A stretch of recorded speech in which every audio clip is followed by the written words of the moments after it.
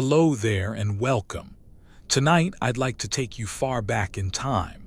We are going to step into a world that feels both familiar and utterly alien. A world wrapped in cold. A world sculpted by ice. A world where great beasts roamed across windswept plains, and where our own distant ancestors fought for survival against an environment that seemed designed to push them back. This is the Ice Age. It is not a single moment, not one freeze that came and went. The Ice Age was not a single freeze, but a long era defined by cycles of cold and warmth, glaciers advancing, then retreating over millions of years. And while it may sound like a story of snow and silence, the truth is far richer. It is a story of landscapes being carved and reshaped, of animals evolving into giants, of human beings learning to adapt, to invent, and to endure. Before we begin, take a moment to settle in. Perhaps you are listening late at night, when the hum of the world has quieted down. Perhaps you are looking for a calm place to drift, or perhaps you are simply curious. Wherever you are, let us know where you're listening from and let us make this a journey. There is no need to rush. The Ice Age itself was not in a hurry. It crept across the earth in patient waves of cold, so gradual that no single lifetime could ever feel the change. Let us walk together into this frozen past. The wind is rising. The horizon is pale with snow, but there is much to see. And this story, our story, begins now. Imagine yourself standing on the northern plains of what we now call Europe or North America or Siberia. The place doesn't matter, for in this age, the view would be much the same. The horizon is not filled with forests or cities. It is dominated by a wall of ice. A vast sheet stretching farther than the eye can see, hundreds of meters high, glinting blue and white under a pale sun. The air is sharp and dry. Your breath curls instantly into mist, hanging in the cold stillness before being carried away by the wind. And yet, the land is not lifeless. Out on the frozen steppe roam herds of woolly mammoths. Their long coats ripple in the breeze, and their great curved tusks sweep the air like enormous ivory scythes as they dig through the snow for grass. Beside them, shaggy bison plod in lines, each step pressing deep into the permafrost. In the shadows, predators wait. A saber-toothed cat crouches low, its muscles coiled, its long teeth flashing like ivory daggers in the weak sunlight. Farther south, where the ice never fully reached, there are still forests and rivers. In these warmer pockets, life flourishes. Small bands of humans huddle around fires.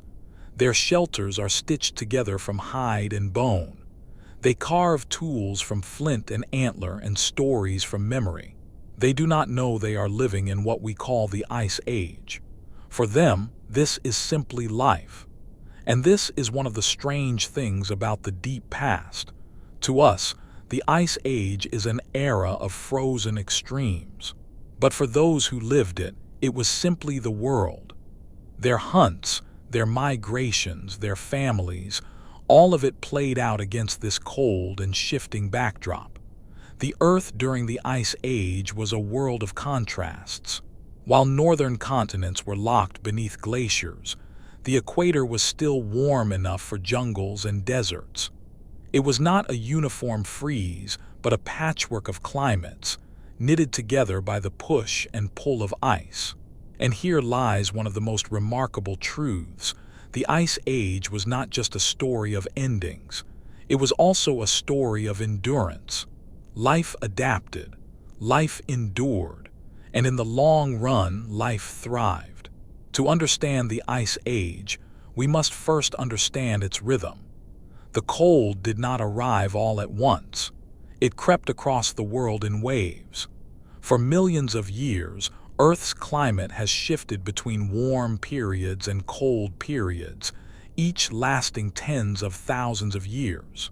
These were not random changes. They were driven by the subtle movements of our planet itself, the way it tilts, the shape of its orbit, the wobble of its spin. These motions changed how sunlight fell across the Earth, and little by little, summers in the north became cooler. Snow that once melted each year began to linger, and over time, that lingering snow hardened into ice. From those beginnings, the first glaciers grew. They advanced like silent armies, inch by inch, carving the land beneath them into valleys and ridges. At their peak, these glaciers were vast beyond imagination. The Laurentide ice sheet alone covered most of Canada and stretched deep into what is now the United States. In Europe, another sheet covered Scandinavia and pressed far to the south. Even the highlands of South America and New Zealand wore crowns of ice. Standing near one of these frozen walls, you would have felt their presence, not in sudden storms or gusts of wind, but in the endless stillness of a horizon swallowed by white. Sometimes you might hear it, the distant groan of ice shifting, the crack of a glacier as it moved. But most of the time their progress was invisible, so slow that no living thing could watch them move. And yet their power was absolute. Mountains bowed under their weight, rivers were rerouted, valleys deepened, rocks were ground into dust. These changes set the stage for everything that followed, and still, life persisted. At the very edge of the glaciers, plants found footholds. Hardy grasses pushed through the cold soil. Shrubs clung low to the ground, hugging the earth against the wind. Herds of grazing animals followed the vegetation, and predators followed them in turn. Some of these animals were immense, the giants of the Ice Age. Mammoths and mastodons with their thick coats and immense tusks. Bison, musk oxen, and reindeer moving endlessly across the frozen plains. Predators of equal stature. Dire wolves, cave lions, and saber-toothed cats, each adapted to survive in the cold. Smaller creatures thrived too. Lemmings and voles tunneled beneath the snow, carving hidden networks where the temperature stayed steady. Arctic foxes trotted above, their coats turning white in winter to vanish into the snow. Even birds learned to adapt, some migrating south, others staying to hunt through the long nights. And then there were humans. Our ancestors, small in number, fragile in body, yet ingenious in spirit. They fashioned clothing from hides. They built shelters from bone and wood. They lit fires that pushed back the dark. Their lives were precarious, but they endured. And in time, they learned not just to endure, but to thrive. The Ice Age was not a single frozen block of time. It was a world that breathed in and out. Periods of deep cold gave way to intervals of warmth interglacials. When forests returned, rivers swelled, and animals spread into new territories. Then the cold would return, slow but relentless, and the ice would advance once more. This rhythm defined the planet for millions of years. And while glaciers came and went, while herds migrated and predators prowled, one thing remained constant: life's determination to survive. And so, our journey into the Ice Age begins here, on the frozen plains, in the shadow of glaciers, where the wind cuts across the tundra and the horizon stretches pale and endless. It is a world both alien and familiar, a world that shaped the landscapes we walk today, a world that shaped us. Close your eyes for a moment and imagine the Earth not as a solid, unchanging sphere, but as a dancer in motion. Around the sun she turns, leaning first one way, then another, wobbling ever so slightly as she spins.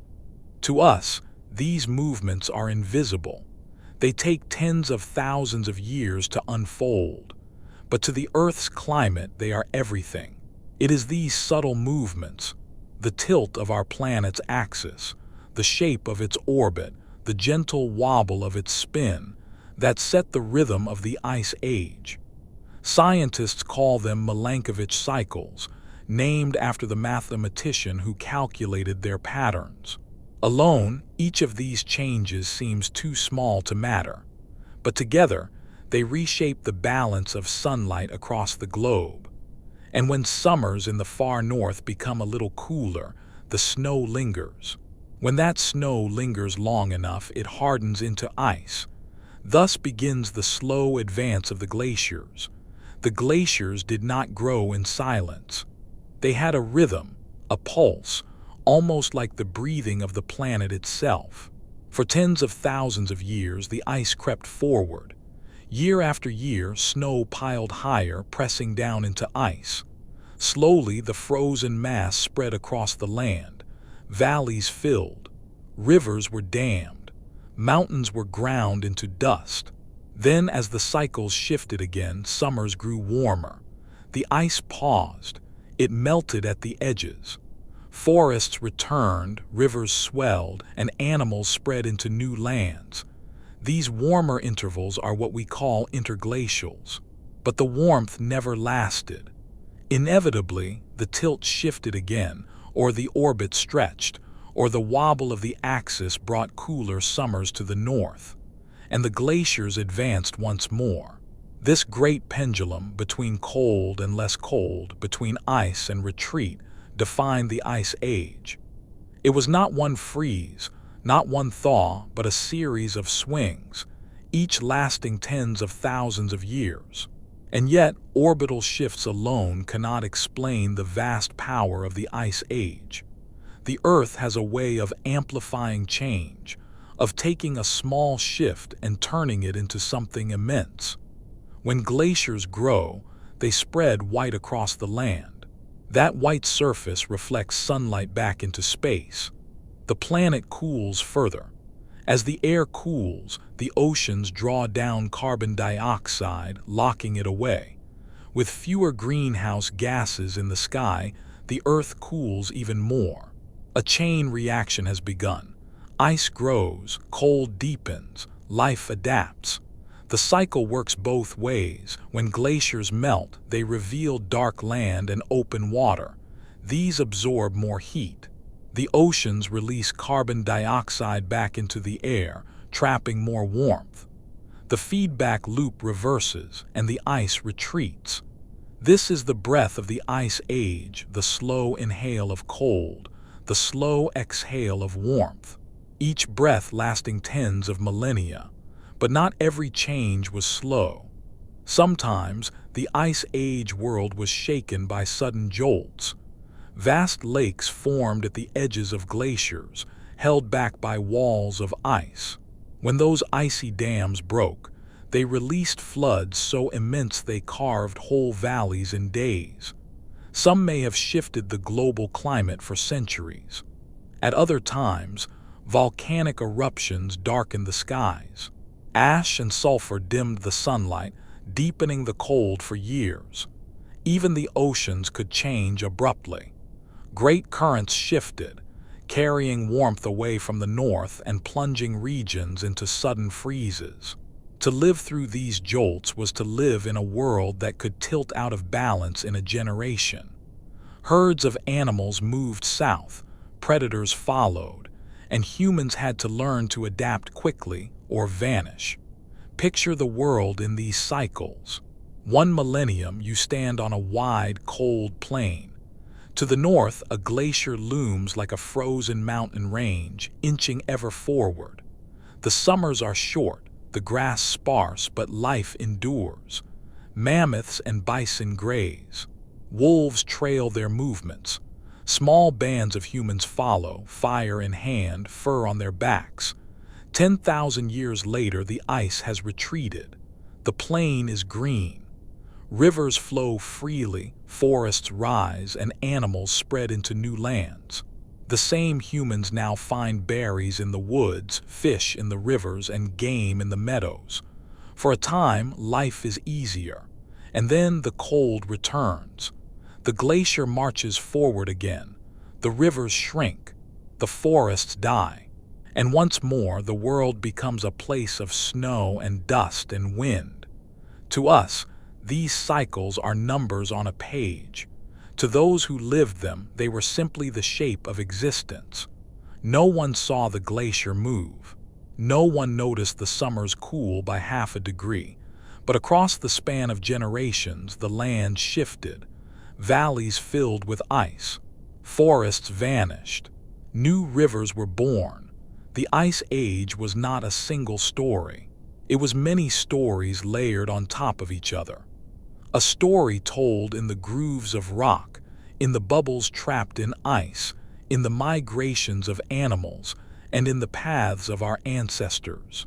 And it is this rhythm, this vast, slow breathing of the planet that shaped everything that came next. The Ice Age was not just a season of cold. It was a sculptor. Its chisels were glaciers, its hammer was time, and its canvas was the face of the earth itself. Everywhere the ice touched, it reshaped. And the marks it left behind are still with us, written into valleys, mountains, rivers, and seas. To understand the world today, we must walk the frozen paths of yesterday. A glacier is more than frozen water. It is a river of ice, flowing with the patience of millennia.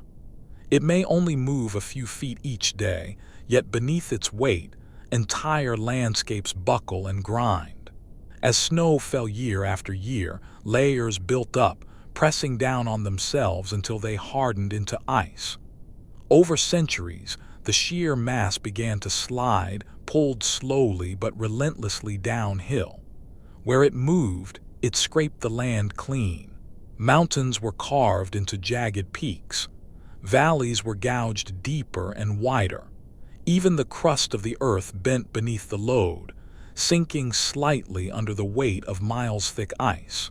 When the glaciers later retreated, the land slowly rose again, rebounding upward, a process that still continues in parts of Canada and Scandinavia today. Imagine standing on such a glacier. At the surface, the air is silent and still, but deep within, cracks echo, ice shifts, and a groan rumbles like the heartbeat of the earth itself. Inch by inch, mile by mile, the world is being rewritten. The evidence is all around us, even now. Across the northern continents lie U-shaped valleys, their walls steep, their bottoms flat, the unmistakable fingerprint of a glacier's passage. Scattered across open fields are glacial erratics, enormous boulders carried hundreds of miles from where they were born, dropped like pebbles when the ice melted. And perhaps most famous of all, there are the lakes. When glaciers gouged deep depressions into the land, meltwater filled them. The Great Lakes of North America are the grandest example, vast inland seas resting in scars left by the retreat of the Laurentide ice sheet. Across Europe and Asia, thousands of smaller lakes tell the same story. Each is a reminder that glaciers were not static monuments, but forces of motion, sculpting as they went. The glaciers shaped not only the land but the seas. When so much water was locked into ice, the oceans fell. Sea levels dropped by more than 100 meters, exposing vast stretches of land that had been hidden beneath the waves for ages. Suddenly, continents connected.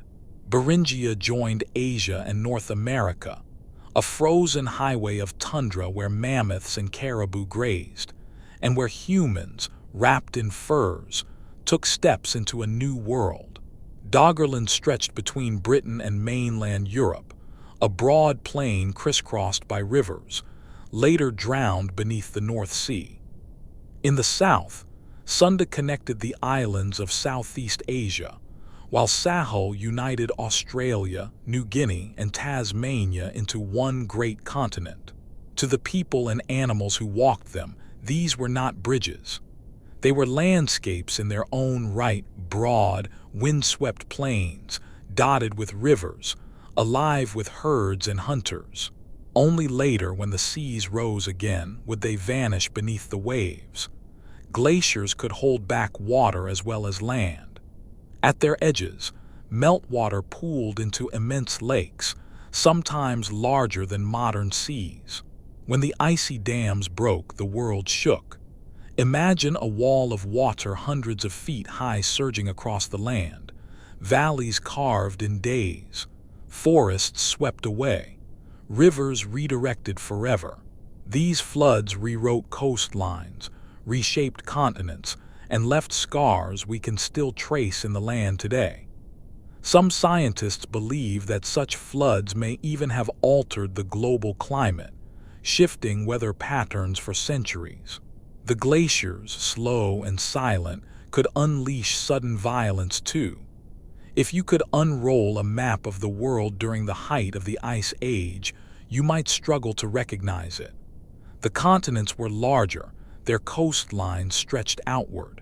The oceans were smaller, pulled back by the thirst of the ice. Rivers ran in new directions, forests shrank, deserts expanded, and when the ice melted, the map changed again.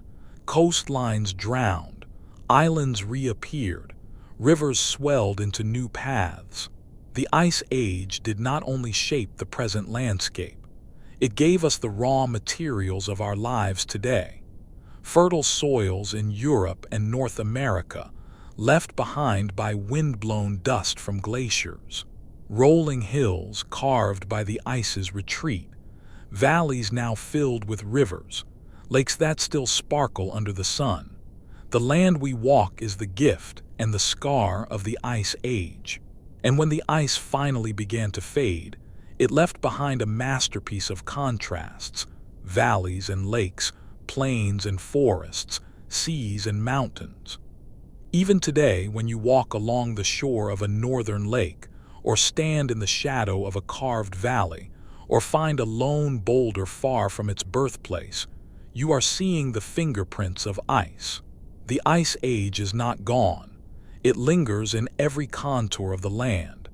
The Ice Age was an age of giants. Across the windswept grasslands, immense creatures moved in herds that shook the ground. Predators stalked them, their teeth sharper, their bodies stronger than anything alive today. To stand in this world would have been to feel small, no matter who or what you were. Picture a herd of woolly mammoths. Their backs rise above you like walls of living fur. Long, shaggy coats ripple in the wind, each strand thick and coarse, hiding a dense underlayer of fine wool beneath. Their curved tusks sweep forward in great arcs, strong enough to push aside snow, to dig for grass hidden beneath the frost, or to battle rivals in the herd. These were not rare, solitary beasts. They traveled in groups, dozens at a time, sometimes hundreds, moving in long lines across the steppe. Their footprints pressed deep into the frozen soil, leaving trails that stretched for miles. Inside their bodies, nature had written secrets of survival. Their blood was adapted to release oxygen even in the coldest parts of their limbs, preventing them from freezing. Their ears were small, to conserve heat. Their size alone, towering and immense, was protection, for bulk itself was a shield against the cold. To early humans, mammoths were both danger and salvation. They could trample, they could gore. Yet from their bones came shelter, from their hides came clothing, and from their flesh came enough food to feed a tribe for weeks. The mammoth was more than an animal. It was a symbol of the Ice Age itself, endurance made flesh. Cousins of the mammoths roamed the forests nearby. The mastodons. Stockier, with straighter tusks and shorter legs, they thrived in woodlands rather than open steppe. Their diet was different, chewing bark and branches, stripping leaves, tugging at shrubs. If the mammoths were lords of the plains, the mastodons were rulers of the forests. Slow, powerful, and relentless in their foraging, they carried the Ice Age woodlands on their backs. The frozen plains were far from empty. Bison gathered in endless lines, their heavy shoulders rippling with muscle beneath shaggy coats. Musk oxen stood in tight circles when threatened, horns out, defending their calves from wolves. Reindeer, ancestors of the caribou, migrated tirelessly, their hooves striking a rhythm as old as the glaciers themselves. Together, these herds fed the predators, the humans, and the land itself. The mammoth steppe was a living engine, turning grass into flesh, dust into survival. No age of giants could exist without hunters to match them. At the edge of the herds, dire wolves prowled. Larger and stronger than modern wolves, their jaws could crush bone. They worked in packs, relentless and patient, shadowing prey for miles until the weakest faltered. In the tall grass crouched saber-toothed cats. Their long, curved fangs caught the light like ivory daggers. Built for ambush, they lunged with explosive power, striking deep and fast. Few animals survived their bite. And roaming the plains in groups were cave lions, nearly twice the size of modern lions, lean and muscular, their hunts coordinated, their prey often mammoths and bison many times their size. For every grazer that thrived, there was a predator watching, waiting, testing the balance of survival. The Ice Age was unforgiving, but life found ways to endure. Thick layers of fat insulated the giants against bitter winds. Dense fur trapped heat close to the skin. Even the blood of some animals adapted, circulating warmth to the farthest limbs. Birds grew denser feathers. Insects developed natural antifreeze proteins in their bodies. Every creature carried a blueprint of endurance. Those who could not adapt vanished. Into this theater of titans stepped our ancestors. Imagine standing at the edge of a herd of mammoths, the air trembling with their movements. Around you, hunters grip spears tipped with stone, hearts pounding with both fear and determination. A single kill could mean life for the group. Failure could mean hunger, frostbite, or death. These hunts were dangerous beyond measure. A mammoth could crush a hunter with a single step. A dire wolf pack could scatter a group in moments. Yet humans persisted, armed not with claws or tusks, but with cooperation, tools, and fire. In time, we became part of the balance, just another predator among many, yet one with a future no other species could match. And always, looming behind it all, were the glaciers themselves. Titanic walls of frozen blue, stretching for hundreds of miles. Their faces cracked and split with deep crevasses. Each groan of shifting ice echoed across the land, a reminder that while animals roamed and humans hunted, the true master of the Ice Age was not flesh, but frozen water. The glaciers advanced, retreated, and advanced again. Their presence reshaped not only the land but the rhythm of life itself. This was a world of immense scale. Herds of mammoths could take days to pass from one horizon to the other. A single glacier could stretch farther than entire countries today. Even the sky seemed larger, pale light reflecting endlessly off snow and ice. And within that scale, life found a fragile balance. Giants thrived, but they also fell. Predators killed, but they too went hungry.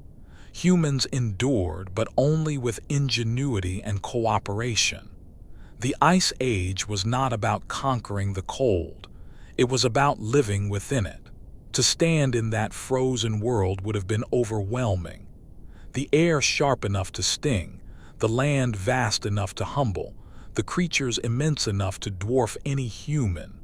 And yet, somehow, life did not only survive, it flourished. Mammoths marched, wolves hunted, humans learned. This was not a dead planet. It was alive, dynamic, and resilient.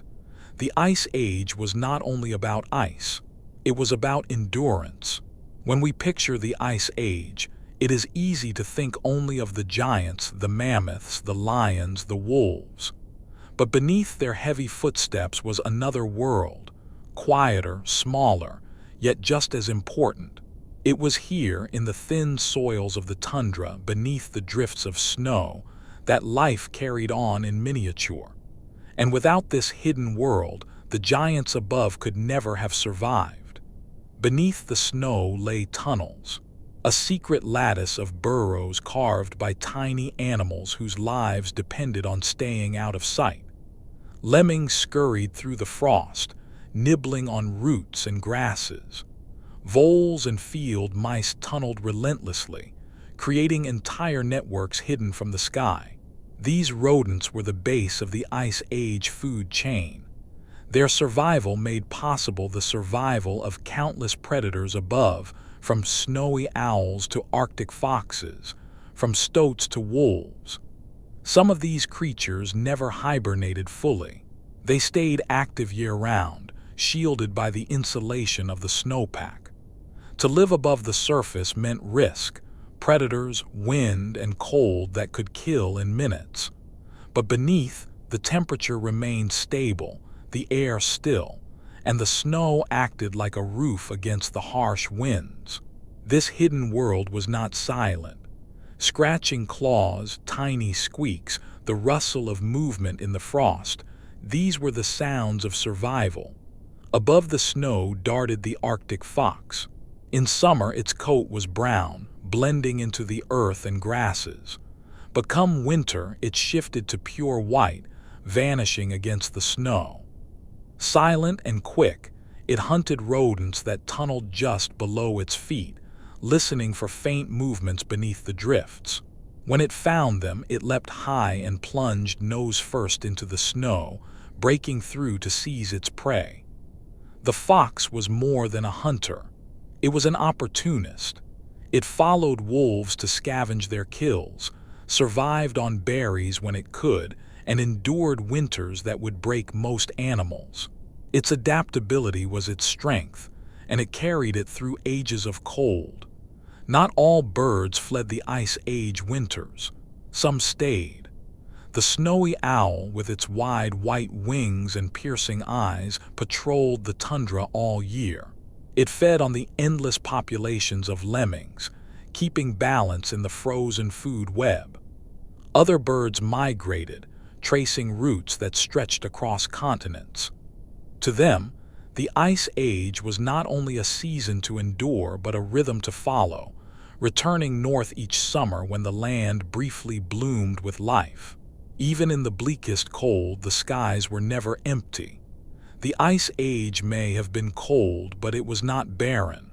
Across the tundra and steppe, hardy plants clung to the land. Grasses dominated the mammoth steppe, short, tough, rich in nutrients.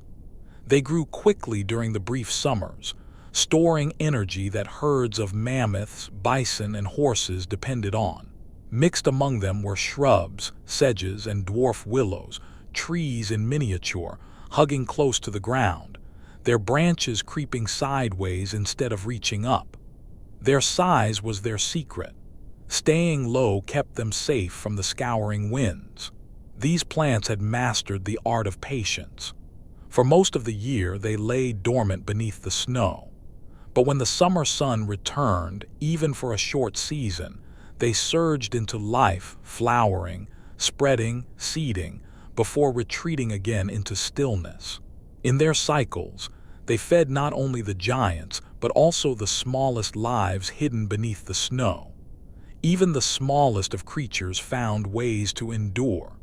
Some insects produced proteins in their bodies that acted like antifreeze, preventing their cells from turning to ice. Others laid eggs that could survive frozen winters, waiting until summer returned to awaken the next generation. Bees and flies found their seasons in the brief warmth. Beetles scuttled in the soil. Life did not stop. It adapted, transformed, endured. This hidden web of life was fragile, but it was also the foundation of everything else. The giants may have ruled the surface, but their survival depended on the grasses beneath their feet, on the shrubs at the edge of the plains, on the rodents that kept the chain of life alive. Each adaptation, the fox's changing coat, the willow's creeping branches, the insect's antifreeze blood, was an answer to the same question. How do we survive the cold? And together, these answers built a world. Even today, echoes of this hidden Ice Age world remain. The musk ox still stands broad and immovable on Arctic plains. The Arctic fox still shifts its colors with the seasons. The lemming, tireless and numerous, still carves tunnels beneath the snow. These living remnants remind us that the Ice Age never ended cleanly. It left pieces of itself scattered across the earth, fragments of survival strategies that still endure. The story of the Ice Age is not only written in the bones of mammoths or the scars of glaciers. It is written in the fur of a fox, in the bloom of a grass, in the flight of a snowy owl. Life adapted, life endured, and in enduring, it laid the foundations of the world we walk today. The Ice Age was not only about glaciers grinding the land or herds crossing the steppe. It was also about the air above, restless, heavy, and alive with forces that shaped everything below. The atmosphere was a stage of extremes, winds that never seemed to rest, dust that drifted across continents, volcanoes that painted the sky dark. And against all of this stood a fragile flame, carried by human hands, fire. In the Ice Age, the air never stood still.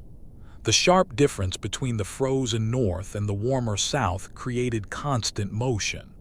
Winds roared across the steppes, scouring the land, flattening snow into hard crusts. They carried with them the sting of ice, stripping warmth from anything exposed. They piled snow into drifts so high they could swallow entire landscapes. Imagine standing on an open plain, the horizon wide and pale, the air sharp, the wind never stopping. Each gust carries dust, snow, and the sound of a land in constant motion. For the animals, the winds were not simply a nuisance. They were survival. Mammoths followed the gusts, seeking places where the snow had been blown thin, exposing the grass beneath. Wolves learned to track prey not just by scent, but by watching how the wind shaped the land. Humans, too, learned to read the skies, knowing that a sudden shift in the wind could mean storms, danger, or the movement of herds. The winds did not move only snow. They carried dust. When glaciers advanced, they ground the rock beneath them into fine powder. As the ice retreated or paused, this bare ground was exposed to the wind. Gust after gust lifted the dust into the air, carrying it for hundreds, even thousands of miles. Over time, it settled into thick blankets across the land. In China, in Europe, in North America, layers of this dust, called less, piled hundreds of feet thick. At first glance, it may seem a curse. Dust that dulled the skies, coated the ground, and turned the sun into a pale glow. But in truth, it was also a gift. For when that dust mixed with soil, it became fertile. Some of the richest farmland in the world today owes its life to Ice Age winds. Even in hardship, the planet was preparing for what would come after. Yet dust was not the only thing in the air. From time to time, the earth itself stirred, and volcanoes erupted. Ash and sulfur were thrown high into the atmosphere, spreading across continents, dimming the sunlight for years. The sky grew hazy, the warmth of the sun diminished. The cold deepened and the glaciers pressed forward. In the layers of ancient ice, scientists still find these fingerprints, thin lines of ash, frozen records of distant eruptions. Each one a reminder that the Earth's climate is not governed by one force alone, but by many, weaving together in a tapestry of change. For the creatures alive at the time, these eruptions were sudden jolts in an already harsh world. Herds struggled to find food when plants withered in the dimmed light. Predators grew desperate. Humans, already fragile, had to find new ways to endure. Even without volcanoes, the air of the Ice Age was not like our own. Levels of carbon dioxide were far lower than they are today. The greenhouse blanket of the atmosphere was thin. The air was colder, drier, harsher. Snow did not always fall heavily. Paradoxically, many regions near the glaciers were deserts of ice, dry, scoured, with little new snow. What existed was not fluffy and soft, but hard-packed, blown into drifts by relentless winds. This was the breath of the Ice Age sky, cold, thin, restless.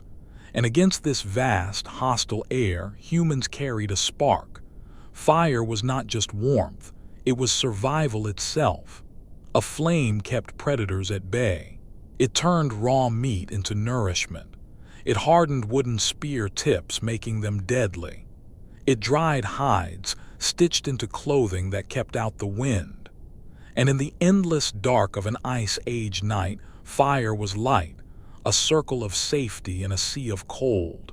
Picture a small group of humans huddled around a fire. Outside, the wind howls, dust stings the air, and snow drifts pile against the walls of their shelter. But inside, the fire crackles. Shadows dance on hide and bone. Warmth seeps into cold fingers. Stories are told, passed from one generation to the next. This was humanity's answer to the Ice Age sky. Where the wind tore, where the dust choked, where the cold pressed in, fire gave life. The atmosphere of the Ice Age was not simply background. It was an active, restless force, shaping the world at every level. Winds cleared snow for grazers, but stripped warmth from their bodies. Dust darkened skies, yet made the soil fertile for the future. Volcanoes deepened the cold, but left behind records that still guide us today. And fire, fragile and human-made, gave warmth and light in the dark. The Ice Age was a dialogue between earth and sky, between cold and warmth, between destruction and preparation. Above all, it was a world in motion, never still, never simple, always balanced on the edge between survival and collapse. Stretching from Western Europe across Siberia and into North America, there was a land unlike anything that exists today. It was neither dense forest nor frozen tundra. It was something in between, a vast, windswept grassland that supported some of the greatest gatherings of animal life in Earth's history. Scientists call it the mammoth steppe. To the creatures who lived there, it was home. The mammoth steppe was enormous, larger than any single ecosystem alive today. Its summers were short, its winters long and severe, yet its soils were rich with minerals left behind by glaciers. This combination of fertility and cold dryness created a landscape dominated by grasses and hardy herbs. Unlike forests, these plants did not waste energy growing tall. They clung close to the ground, tough and resilient, perfectly adapted to survive grazing, wind, and frost. Beneath the snow, their roots held steady, ready to burst into growth during the brief window of summer. This abundance of grass was the fuel that powered the Ice Age world. Imagine standing on this steppe. The horizon stretches in every direction, unbroken by mountains or trees. The wind sweeps across the plain, carrying the distant sound of countless hooves. Herds move across the land in numbers almost impossible to imagine.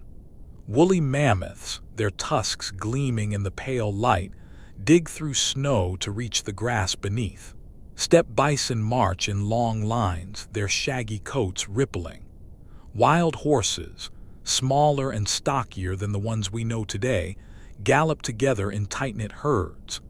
Woolly rhinoceroses, enormous and broad-shouldered, push their way through snow with their thick horns. Everywhere you look, the steppe is alive with movement. The air itself trembles with the rumble of hooves. The ground is etched with trails worn by generations of animals moving across the same paths. This was not a frozen wasteland. It was a land of abundance, sustained by the resilience of grass. Where there are herds, there are hunters. On the fringes of the plains stalk dire wolves, larger and more powerful than any wolf alive today. Their packs move like shadows, coordinated and patient, waiting for the weakest animal to falter. In the tall grasses crouch saber-toothed cats. Ambush hunters, they strike with explosive power, their long curved fangs designed for a single deadly blow. And prowling in groups are cave lions, nearly twice the weight of modern lions, their hunts organized and relentless. Even the sky joins the hunt. Ravens, vultures, and eagles circle above, waiting for the chance to descend when the snow is marked red. The mammoth steppe was not only fertile, it was fierce. A place where every day meant risk, and survival was a constant contest between predator and prey. Beneath the feet of giants, smaller creatures thrived. Ground squirrels and lemmings carved networks of burrows beneath the frozen soil. Arctic foxes darted across the surface, scavenging from wolf kills or hunting rodents directly. Even insects found niches, their short lives tied to the brief warmth of summer. Together, they formed the foundation of the food web. Every giant that grazed, every predator that hunted, owed its survival to the humblest of lives in the steppe. Into this vast and dangerous land stepped humans. At first, they were latecomers, fragile beside the beasts, but they learned quickly. They tracked the herds, studied their migrations, and tested their courage against prey many times their size. From mammoth bones they built shelters. From hides they made clothing. From tusks and antlers they carved tools and weapons. And in the quiet hours they painted these creatures on cave walls, not only as art, but as memory, teaching, and perhaps reverence. To live on the mammoth steppe was to accept its rhythm, to follow the herds, to read the land, to survive not as conquerors but as part of the web. What made the mammoth steppe unique was not only its size but its stability. For thousands of years, it remained a vast grassland balanced between ice and warmth. Grasses endured winters beneath the snow and exploded into life each summer. Herds moved in cycles older than memory. Predators followed, lean and patient. It was, in its way, a paradise of resilience. A world that turned dust into life and grass into giants. Even today, we can still glimpse the richness of this world. In Siberia's permafrost lie mammoths so well preserved that their fur clings to their hides, their stomachs still holding the grasses they last ate. Bones and tusks are scattered across tundra, silent witnesses to the herds that once thundered there. These relics remind us that the mammoth steppe was not myth. It was real, immense, and vibrant. And yet, like all things, it was fragile. When the climate shifted, when forests crept northward and warmth lingered longer, the grasslands shrank. Herds were squeezed into smaller ranges. Predators dwindled. The mammoth steppe, once the greatest grassland the world had ever known, began to vanish. By the time the Ice Age ended, it was gone, surviving only in memory, in bones, and in the echoes of modern tundra. But before that decline, the mammoth steppe stood as one of Earth's grandest stages. A land where herds could stretch from horizon to horizon, where predators tested their strength against beasts larger than houses, where humans learned to survive in a world of immense scale. It was here that Ice Age life found its richest balance. It was here that giants truly ruled. The Ice Age was not only the story of glaciers and giants, it was also the story of us, of people fragile in body, yet strong in mind, who walked into a frozen world and found ways to endure. Our ancestors did not command the Ice Age. They lived within it. Every choice, every step, every spark of fire was a negotiation with the cold. Yet it was in this crucible that humanity was forged. Wood was scarce on the steppe. Trees could not grow where the wind scoured the land and the soil lay frozen. So humans turned to what the world offered, the bones of mammoths. Imagine a circle of massive ribs planted in the ground, tusks arching overhead, hides stretched across to form walls. This was a home crude but warm against the wind. Inside, the air was dim, the space cramped. Furs lined the floor. A small fire crackled, smoke seeping through gaps in the hide. Families huddled close, children wrapped in skins, parents tending embers through the long night. It was not comfort as we know it, but it was survival, and in survival it was enough. The cold demanded protection. Bare skin meant death in minutes. Humans stitched furs together with bone needles. They layered garments, trapping heat close to their bodies. Boots lined with grass and hide kept their feet from freezing. Hoods shielded faces from the wind. Every stitch was learned through trial and error. A coat sewn too loosely let the cold in.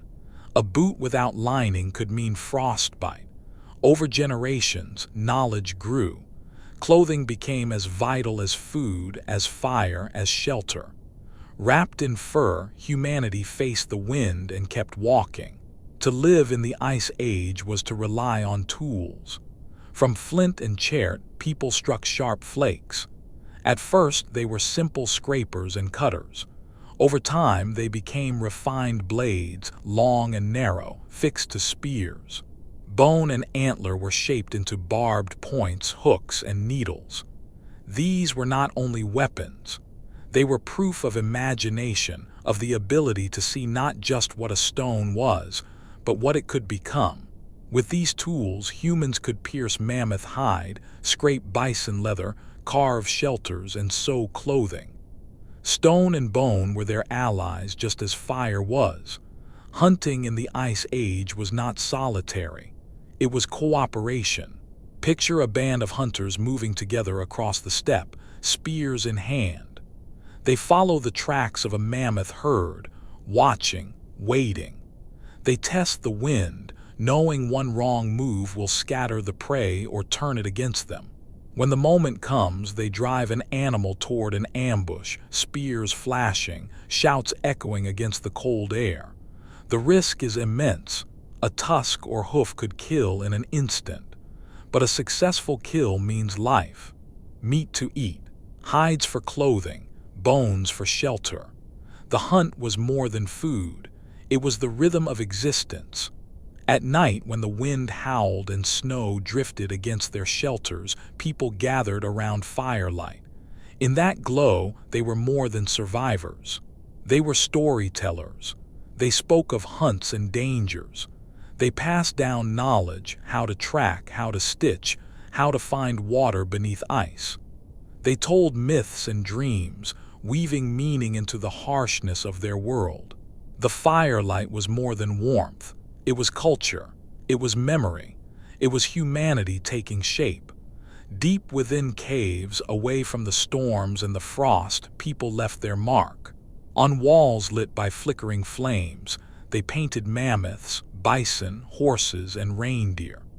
Their forms were drawn with precision, with familiarity, as though the artists knew every curve of muscle, every angle of horn. Some painted with ochre, some carved with flint, some etched into bone. Why? Perhaps as teaching tools to show others how to recognize prey. Perhaps as memory, a record of hunts. Perhaps as ritual to honor the animals, to hope for success. Whatever the reason, these works endure. Tens of thousands of years later, they still whisper of lives lived in the cold, of minds that sought more than survival. Humans were not alone in this world. For a time, they shared it with others, the Neanderthals. Neanderthals were strong, stocky, perfectly adapted to the cold. They, too, built shelters, used fire, and hunted the great herds. They left behind their own tools, their own burials, their own marks on the land. In some places, humans and Neanderthals may have met.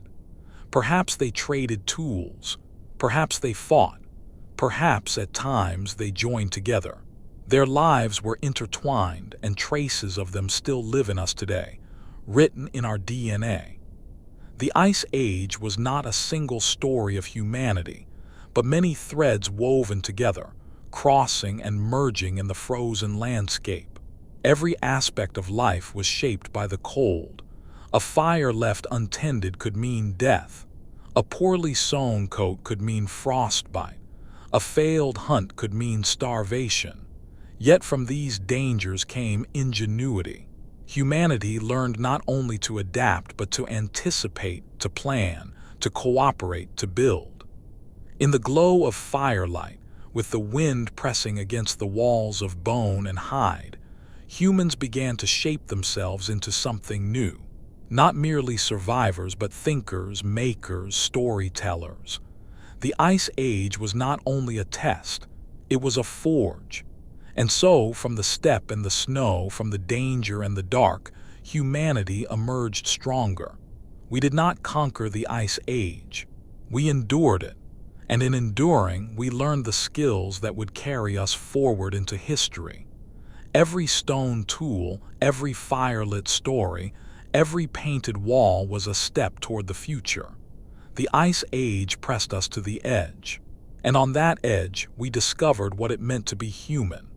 For tens of thousands of years, the Ice Age held its rhythm, glaciers advancing, retreating, animals roaming, humans enduring. But nothing lasts forever. The end of the Ice Age did not come in silence. It came in jolts, in floods, in extinctions that reshaped the world forever. Around 20,000 years ago, the glaciers reached their peak. The Laurentide ice sheet smothered North America. Ice lay heavy over Europe and Asia. Sea levels were more than 100 meters lower than today. And then, the world began to warm. At first, it was slow, barely noticeable to those alive. Summers grew a little longer, winters a little shorter. But across centuries, the change was unmistakable. The ice began to melt. Rivers swelled with meltwater. Forests crept northward. Grasses gave way to shrubs, then trees. The mammoth steppe, once endless, began to fragment. To the humans of the time, this warming may have seemed like a gift. New lands opened, new food sources appeared. But it also carried hidden dangers. As glaciers melted, they released water held for millennia. Immense lakes formed at their edges, dammed by walls of ice. When those dams broke, the floods were cataclysmic. In North America, glacial Lake Missoula burst through its icy barrier again and again, sending waves hundreds of feet high across the land. Entire valleys were scoured clean in hours. Gigantic boulders were carried like pebbles, left stranded miles from their source. In Europe, similar floods carved new rivers, reshaping the land in days. To stand witness would have been overwhelming. A roar louder than thunder, a wall of water racing faster than a galloping horse, forests and herds swept away. For those who lived nearby, there was no escape. The earth itself was lurching toward a new state. And yet the shift was not smooth. Just as the world warmed, a sudden deep freeze struck again, about 12,000 years ago. This period is called the Younger Dryas.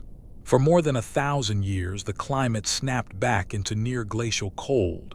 Forests withered. Glaciers advanced once more. Life was thrown into chaos. The cause is still debated. Some believe a massive flood disrupted ocean currents, shutting down the conveyor of warm water across the Atlantic. Others point to a possible comet or asteroid impact that darkened the skies. Whatever the reason, the message was clear. The Ice Age was not willing to let go easily. For humans, the younger Dryas was a stern test. Populations shrank. Hunters and gatherers faced harsher winters once again. But when the freeze finally ended, the world had changed for good. As the Ice Age drew to its close, one by one, the giants began to vanish. The woolly mammoth, the mastodon, the saber-toothed cat, the giant ground sloth, the cave lion, the woolly rhinoceros. They disappeared across continents, leaving only bones and memories. Why? The answer lies in a tangle of causes. Climate change. As the warming spread, the mammoth steppe gave way to forests and wetlands. The grasslands that fed the herds dwindled. Human hunting. With spears, traps, and cooperation, humans had become formidable predators. Even a slow, steady toll could push already stressed populations to collapse. The combination, climate and hunting together, relentless and unforgiving. Whatever the exact cause, the result was the same, a world without its giants. For the first time in hundreds of thousands of years, the plains were quiet. No mammoths shaking the earth, no saber-toothed cats crouching in the grass. The balance of the Ice Age was broken. And as the Ice Age ended, a new chapter began. The warming climate allowed plants to grow in greater abundance. Forests spread, rivers flowed more reliably, and the air grew gentler. Humans, once nomadic hunters following herds, began to stay in one place. They planted seeds. They harvested grains. They domesticated animals. This was the dawn of agriculture, a shift so profound that it remade human life forever. Villages replaced camps. Fields replaced foraging. The world of hunter-gatherers gave way to the world of farmers. The Ice Age had forged humanity in cold and fire. Its ending gave us the chance to build civilizations. By 10,000 years ago, the great glaciers had melted back to the poles. Sea levels rose, drowning the land bridges that once connected continents. Doggerland disappeared beneath the North Sea. Beringia sank beneath the rising Arctic waters. The map of the world, finally, looked much like the one we know today. The Ice Age was over, but its legacy was written everywhere, in the scars of valleys, in the fertility of soils, in the bones of giants, and in the very shape of human society. The end of the Ice Age was not just the close of one era, it was the opening of another. From ice and stone, humanity stepped into history. The memory of glaciers faded into myth, stories of floods, of frozen lands, of beasts no one could quite describe. But the lessons remained. That survival requires ingenuity, that the earth shifts in ways larger than ourselves, that even the mightiest beasts can vanish. The Ice Age was both cradle and crucible, and its turning points reshaped the destiny of every creature that walked the earth. The Ice Age may have ended 10,000 years ago, but its fingerprints are everywhere. It shaped the land, the creatures that walked it, and the people who endured it.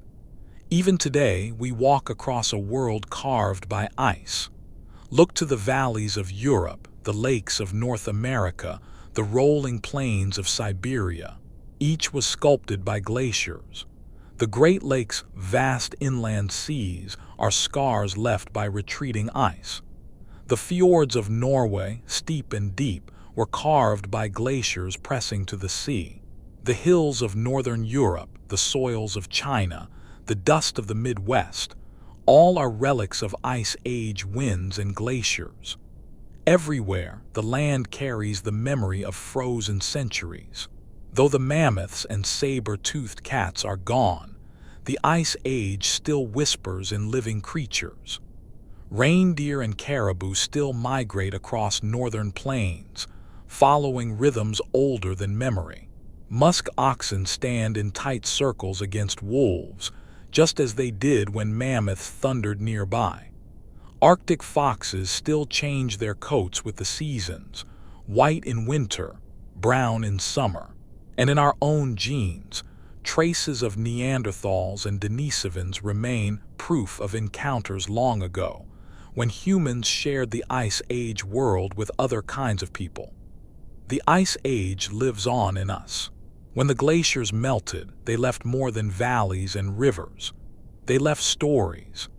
Ancient people remembered the floods that swept away lands. They spoke of rising seas, of drowned plains, of beasts that no longer walked the earth. Some of these memories may echo in myths told thousands of years later, tales of great floods, of frozen ages, of giants roaming the land. Even when the details blurred, the essence remained. The earth can change suddenly, and with it, the fate of all who live upon it. The Ice Age reminds us of a truth easy to forget. The earth is never still. Its climate shifts, its seas rise and fall, its creatures adapt or vanish. For us, the lesson is sobering. The giants once seemed eternal, yet they disappeared. The glaciers seemed immovable, yet they melted. Even the steppe itself, the largest ecosystem in the world, is gone. Change is the only constant. And yet the Ice Age also teaches resilience. Life endured. Humans adapted. From the crucible of frost, we emerged stronger, carrying skills and knowledge that would seed the first villages, the first farms, the first civilizations. So now let us step back from the frozen plains, from the shadow of glaciers, from the fire-lit shelters of our ancestors. The Ice Age was not a pause in life. It was life, fierce, fragile, and enduring. It shaped the land we walk, the animals we know, and the people we are. It was an age of giants and hunters, of fire and frost, of survival and transformation. And though the glaciers are gone, their memory lingers in every carved valley, in every fertile soil, in every ancient story. Tonight we have walked through that age together. We have stood on the mammoth steppe, watched the fires of early humans, and felt the winds of glaciers sweep across the land. The Ice Age is over, but it is not lost. It lives in the ground beneath our feet. It lives in the genes within our blood. It lives in the stories we still tell of a world ruled by ice. Thank you for joining me on this journey. Until next time, may the fire keep you warm, the stories keep you company, and the memory of the Ice Age remind you of the strength and resilience that lives in all of us.